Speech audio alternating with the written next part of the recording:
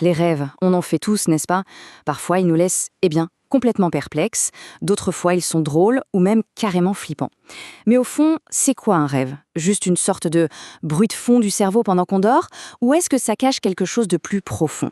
Eh bien, il y a un peu plus de 100 ans, un certain Sigmund Freud a débarqué avec une théorie qui a tout changé. Mais alors, vraiment tout changé. Allez, c'est parti, on plonge ensemble dans son analyse. Qui n'a jamais fait ça, se réveiller le matin avec en tête un méli-mélo d'images, des scènes complètement dingues qui n'ont ni queue ni tête?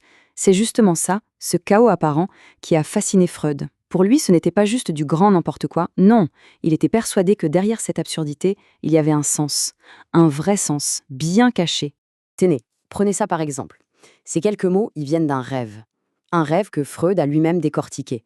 Alors, au premier abord, on se dit, bon, ok, ça ne veut rien dire, c'est juste un patchwork d'idées bizarres. Mais pour Freud, ah non. Pour lui, c'était comme une scène de crime psychologique.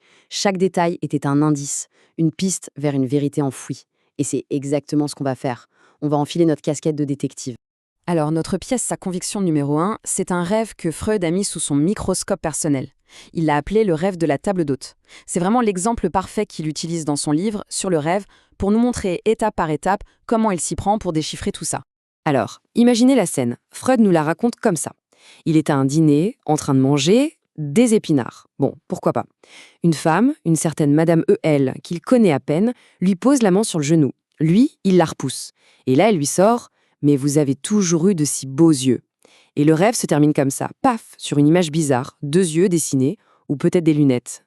Franchement, quel est le lien entre des épinards, un genou et des beaux yeux? Ça n'a aucun sens, non? Eh bien, figurez-vous que c'est exactement ce que Freud s'est dit au réveil. Il a décrit ce rêve comme étant, je cite, obscur et privé de sens, mais surtout déconcertant.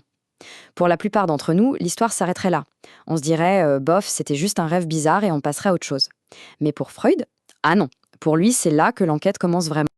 Ok, alors pour commencer à craquer ce code, il faut absolument comprendre l'idée de base de Freud sur les rêves. C'est un peu la clé de voûte de tout son système. Pour lui, chaque rêve a en fait 2 facettes, 2 niveaux de lecture. D'un côté, on a ce qu'il appelle le contenu manifeste. C'est simple, c'est le film du rêve, l'histoire qu'on se rappelle au réveil. Dans notre cas, les épinards, la main, tout ça. Et de l'autre côté, caché derrière, il y a le contenu latent. Et là, c'est beaucoup plus profond. Ce sont les pensées, les désirs, les souvenirs inconscients qui sont à l'origine du film. Tout le jeu de l'analyse, c'est de réussir à passer de l'un à l'autre, de la surface vers la profondeur. Et cette idée, c'est vraiment le cœur de son petit livre sur le rêve. C'est une sorte de version light, plus facile à lire, de son énorme pavé L'interprétation du rêve. C'est là-dedans qu'il nous explique sa technique pour percer la façade du rêve et découvrir ce qui se cache vraiment derrière. Bon, la question c'est comment il fait concrètement pour suivre ces indices. Oubliez tout de suite les dictionnaires de rêve qui vous disent que si on rêve de ça, ça veut dire ça. Non, non, non. La méthode de Freud, elle est beaucoup, beaucoup plus subtile. Et surtout, elle est personnelle. Sa méthode, il l'appelle l'association libre. Le principe est assez simple en fait.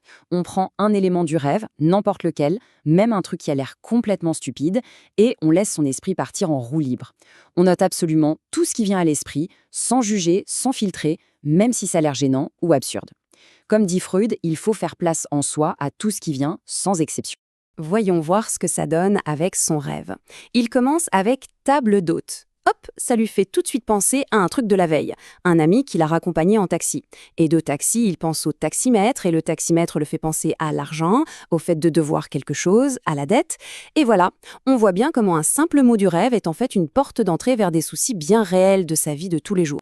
Et c'est là que ça devient vraiment passionnant, parce qu'on voit les autres pièces du puzzle qui commencent à s'assembler.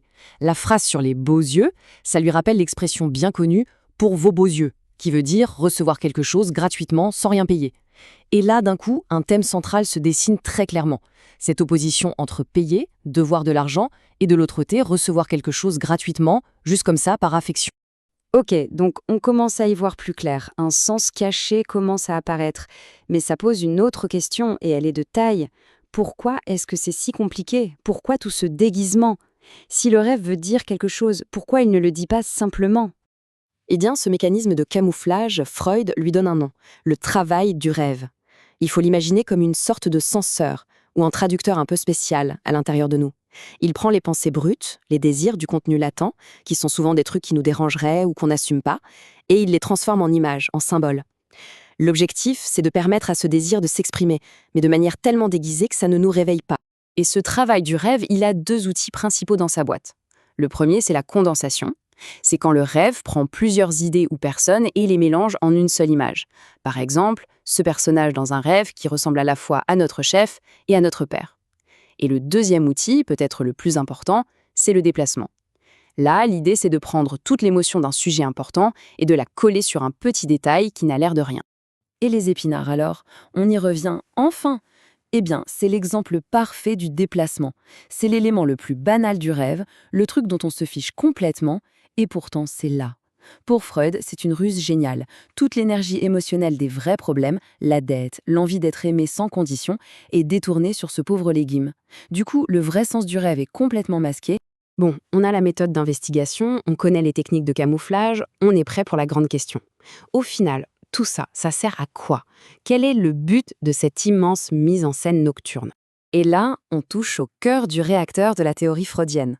Pour lui, un rêve, ce n'est jamais du hasard. Ça a une fonction bien précise. C'est une sorte de scène de théâtre où l'un de nos désirs, souvent un désir inavouable ou refoulé, est joué comme s'il était devenu réalité. Autrement dit, pour Freud, tout rêve est un accomplissement de souhait. Alors, en revenons à notre dîner bizarre. Quel était le souhait qui se cachait derrière? Après avoir remonté toutes les pistes, la conclusion de Freud est la suivante. Le rêve réalise le désir d'être aimé pour ce qu'il est, pour ses beaux yeux, sans contrepartie, sans dette. C'est une réponse directe à son anxiété de la veille à propos de l'argent. Le rêve lui a offert, le temps d'une nuit, un scénario où ce souhait est exaucé. Et cette idée que les rêves sont des souhaits réalisés sous une forme déguisée, ça a des conséquences énormes. Le rêve n'est plus juste un petit film bizarre qu'on se fait la nuit, non. Il devient un outil psychologique hyper puissant. C'est ce qui l'amène à sa phrase la plus connue sur le sujet, la fameuse voie royale. L'interprétation des rêves est la voie royale qui mène à la connaissance de l'inconscient. Ce ne sont plus des anecdotes, mais une porte d'entrée, un accès direct aux recoins les plus profonds de notre esprit, ce fameux inconscient. Voilà, en gros, ce qu'il faut retenir de tout ça. Selon la théorie de Freud, le désordre apparent de nos rêves n'est qu'une façade. En réalité, c'est un langage secret, une sorte de théâtre privé où, chaque nuit, nos désirs les plus cachés, nos angoisses, nos conflits internes sont mis en scène, mais avec des masques et des costumes très sophistiqués. Finalement, ce que propose Freud, c'est de regarder nos propres rêves d'un œil nouveau, de ne plus les voir comme des histoires absurdes qu'on oublie au réveil, mais plutôt comme des messages personnels qui attendent d'être décodés. Alors que pourraient bien cacher nos propres rêves? La question est posée.